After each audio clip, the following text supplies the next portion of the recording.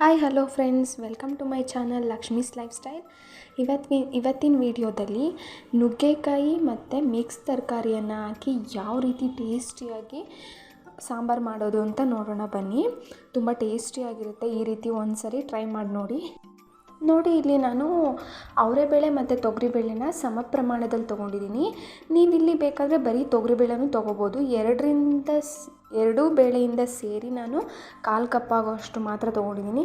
So ಚೆನ್ನಾಗಿ wash ಮಾಡಿಕೊಂಡು ಒಂದು ಕುಕ್ಕರ್ಗೆ ಹಾಕ್ಕೊಳ್ಳೋಣ. ಹಾಗೆ ಟೊಮೊಟೊ ಹಣ್ಣನ್ನು ಹಾಕ್ಕೊಳ್ಳೋಣ. ಹಾಗೆ 1/4 ಟೀ ಸ್ಪೂನಷ್ಟು ಅರಿಶಿನ ಮತ್ತು ಅರ್ಧ ಟೀ ಸ್ಪೂನಷ್ಟು ಎಣ್ಣೆ ಹಾಕ್ಕೊಂಡು ಇದಕ್ಕೆ 1 ಲೋಟ ನೀರು ಹಾಕ್ಕೊಂಡು 2 ವಿಷಲ್ ಕೂಗಿಸ್ಕೋಬೇಕಾಗುತ್ತೆ. ನೆಕ್ಸ್ಟ್ ಇಲ್ಲಿ ನಾವು ಮಸಾಲೆನ ತಯಾರು ಮಾಡ್ಕೋಬೇಕು. ಇಲ್ಲಿ ನಾನು ಕಡಲೆ, ತೆಂಗಿನಕಾಯಿ, ಒಂದು ಅರ್ಧ ಈರುಳ್ಳಿ, ಒಂದು ಬೆಳ್ಳುಳ್ಳಿ ಗೆಡ್ಡೆ ಮತ್ತು ಕೊತ್ತಂಬರಿ ಸೊಪ್ಪನ್ನು ತೊಗೊಂಡಿದ್ದೀನಿ. ನೋಡ್ತಿರ್ಬೋದು. ಇದನ್ನೆಲ್ಲ ಹಾಕ್ಕೊಂಡು ನಾನು ಫೈನ್ ಪೇಸ್ಟಾಗಿ ಮಾಡ್ಕೋಬೇಕು. ಇದಕ್ಕೆ ಸಾಂಬಾರು ಪುಡಿ, ನೀವು ಮನೇಲಿ ಸಾಂಬಾರು ಪುಡಿ ಯೂಸ್ ಮಾಡ್ತೀರಲ್ವ, ಅದನ್ನ ಯೂಸ್ ಮಾಡಿಕೊಡಿ. 2 ಟೀ ಸ್ಪೂನಷ್ಟು ಸಾಂಬಾರು ಪುಡಿನ ಹಾಕ್ಕೊಂಡು ರುಬ್ಕೊಂಡಿದ್ದೀನಿ. ನೋಡಿ, ಈ ರೀತಿ ಫೈನ್ ಪೇಸ್ಟಾಗಿ ರುಬ್ಕೊಂಬರಬೇಕು. ಈ ಕಡೆ ಬೇಳೆ ಮತ್ತು ಟೊಮೊಟೊ ಚೆನ್ನಾಗಿ ಬೆಂದಿದೆ, ನೋಡ್ತಿರ್ಬೋದು. ಈ ರೀತಿ ಸಪ್ರೇಟ್ ಟೊಮೊಟೊ ಮತ್ತು ಬೇಳೆನ ಬೇಯಿಸೋದ್ರಿಂದ ಸಾಂಬಾರು ಅನ್ನೋದು ತುಂಬ ಟೇಸ್ಟಿಯಾಗಿರುತ್ತೆ. ನೋಡಿ, ಇಲ್ಲಿ ನಾನು ಮಿಕ್ಸ್ ತರಕಾರಿ ಅಂದರೆ ಕ್ಯಾರೆಟು, ಬೀನ್ಸು ಮತ್ತು ನುಗ್ಗೆಕಾಯಿ, ಆಲೂಗೆಡ್ಡೆ, ಬದನೆಕಾಯಿ, ಕ್ಯಾರೆಟು ಇದೆಲ್ಲ ತೊಗೊಂಡಿದ್ದೀನಿ. ಇಲ್ಲಿ ನೀವು ಗೆಡ್ಡೆಕೋಸನ್ನು ಕೂಡ ಆ್ಯಡ್ ಮಾಡ್ಕೋಬೋದು. ಮತ್ತು ನಾವು ರುಬ್ಬಿಟ್ಕೊಂಡಿದ್ದಂತಹ ಮಸಾಲೆಯನ್ನು ಆ್ಯಡ್ ಮಾಡ್ಕೋಬೇಕಾಗುತ್ತೆ. ಹಾಗೆ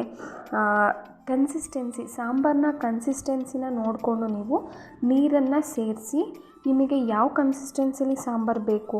ಅಂದರೆ ತುಂಬ ತೆಳುವಾಗಿದ್ದರೆ ಚೆನ್ನಾಗಿರಲ್ಲ ಸಾಂಬಾರು, ಸ್ವಲ್ಪ ಗಟ್ಟಿಯಾಗಿದ್ರೇ ಚೆನ್ನಾಗಿರುತ್ತೆ. ಅಂದರೆ ತುಂಬ ಗಟ್ಟಿ ಬೇಡ, ತುಂಬ ತೆಳು ಬೇಡ, ನಾರ್ಮಲಾಗಿ ಮೀಡಿಯಮ್ಮಾಗಿರಬೇಕು. ನೆಕ್ಸ್ಟು ರುಚಿಗೆ ತಕ್ಕಷ್ಟು ಉಪ್ಪನ್ನು ಹಾಕ್ಕೊಂಡು ಇಲ್ಲಿ 1 ವಿಷಲನ್ನು ಕೂಗಿಸ್ಕೋಬೇಕಾಗುತ್ತೆ. ಇಲ್ಲ 1 ವಿಷಲ್ ಕೂಗಿಸ್ಕೊಳ್ಳಿಲ್ಲ ಅಂದ್ರೂ ಸುಮ್ಮನೆ 1 ವಿಷಲ್ ಇನ್ನೇನು ಕೂಗುತ್ತೆ ಅಂದಾಗ ಆಫ್ ಮಾಡಿಕೊಂಡ್ರೂ ಆಗುತ್ತೆ. ನೆಕ್ಸ್ಟು ಸಾಂಬಾರು ಮಾಡೋ ಪಾತ್ರೆನ ತೊಗೊಂಡು ಒಗ್ಗರಣೆ ಮಾಡ್ಕೋಬೇಕಾಗುತ್ತೆ.